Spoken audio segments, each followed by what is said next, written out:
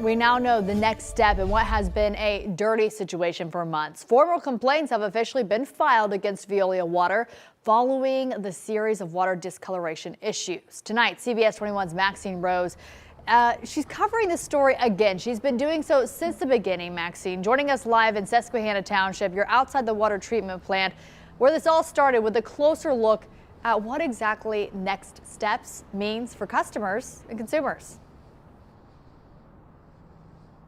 Yeah, hey Candace. Well, let's talk about the Office of Consumer Advocate. That is a state agency that is independent and represents those customers like the ones here at Veolia Water.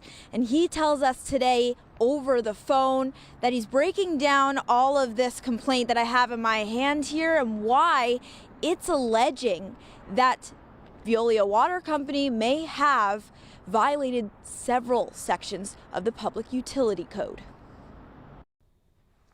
A formal complaint now filed after a series of Veolia water discoloration issues through the summer and fall caught the Office of Consumer Advocate's attention.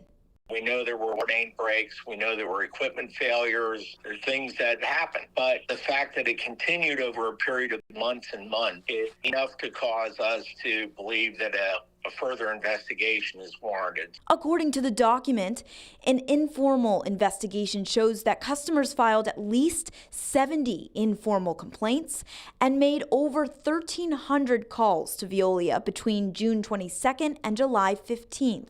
It also accuses Veolia of failing to make repairs, inadequate communication with customers, and discriminatory service with billing and flushing credits. What is the most concerning piece to you? The company's response to this situation did not treat all similarly situated customers in the same manner.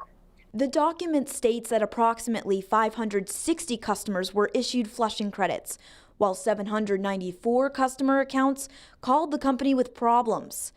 It also alleges that Veolia Water customers would have to call and say specific, quote, magic words to receive credit, and that some affected or potentially affected customers did not receive any, the same, or a reasonable amount of credit.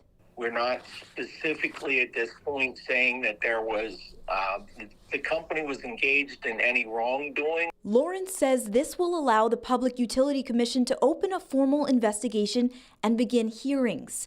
Veolia says it cooperated with local and state officials and worked with the DEP to ensure the water met health and safety standards, writing, quote, Veolia's rates are set in accordance with Pennsylvania laws and regulations, and the credits we provided are just some of the many steps we've taken to help affected residents and businesses during our diligent efforts to identify and mitigate the sources of discoloration within the system.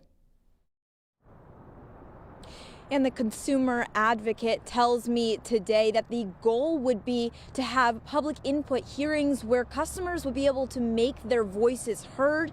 He also says the goal would be for Veolia Water to make any necessary changes. Reporting live in Susquehanna Township, I'm Maxine Rose, CBS 21 News.